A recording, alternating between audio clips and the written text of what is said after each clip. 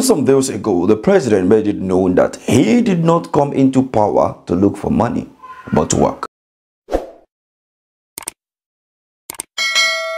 Agriculture, that is the main thing. People say, oh, we are hungry. Yes, I understand that. But we cannot just take a free bowl. We must work hard. We've sustained 25 years of democracy this year. We don't want to keep the people hungry and angry. Now, when those statements are being made by Nigerian politicians, you will begin to ask, is their question matching with the action that they are taking? If Mr. President Bola Ahmed Tinubu actually comes to power not seeking for money, but to what means? To work, to do a reform, right? But then, why are you buying expensive vehicles and even the presidential jet and the presidential yacht without coming out to tell your people that you have purchased this because of this? Why is it that you cannot cut down your own expenses if actually you don't want luxury? Every human on earth actually enjoys luxury, and they want it at all costs. And Bola Ahmed Tinubu is not an exception. Neither is the poorest person in the society an exception to this. You know, many believe that until you find your way into power, one cannot really understand your desire, whether you actually go for to do some certain things that you stand to criticize.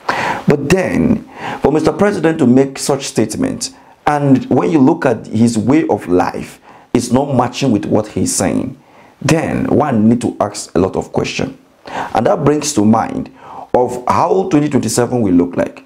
But how do you expect 2027 to look like when we are seeing what is going on in Edo already? I brought to your knowledge recently of a video of how the Senate President was in Akwa Ibom for the flag-off campaign of the local government election, of which the stadium was filled with the citizens of Akwa Ibom. And the funny thing is that if the APC-led government is actually performing poorly at the federal level, which is affecting everybody, even to the good performance of some governors, one need to actually understand this carefully, that there is no need to see any member of the APC or politician who is not performing coming into a particular political rally and then you turn off for them. There is no need. But you go ahead to complain and then turn back, you know. Or could it be that they share some money or share some things? Hence, Nigerians decided to participate in that because it is actually their own. But then, when you look at this carefully, you need to say no to certain things if you actually want a change in your system. Now, look at what Mr. President is saying. He is saying that, but we say, be patient. There is no free beer parlor anymore. We will retool and rebuild Nigerian economy.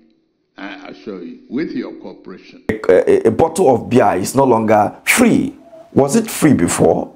When you look at the past presidents of the Federal Republic of Nigeria, I don't think any has made such a silly statement or make silly statement like the APC president that we have had within the last 9 years. We have seen the past president, the immediate past president, Muhammadu Buhari, saying that Nigerians are lazy youth. And all manner of things being said while he was in office. Like the one that he said women belongs to the other room and the kitchen. Now, fast forward to Bola Ahmed Tinubu. Tinubu is not only misfiring, but the Senate President is also alongside him misfiring at all time. So how do you have your number one and the number 3 citizen misfiring at every given opportunity? Let's not even talk about the number 2 citizen. So when you look at all of this, you know that the country is not heading anywhere. Let me have your take about this. Many Nigerians are already complaining that this is not fair. But then you can only decide when you get to the polling unit in 2027. Thank you for watching.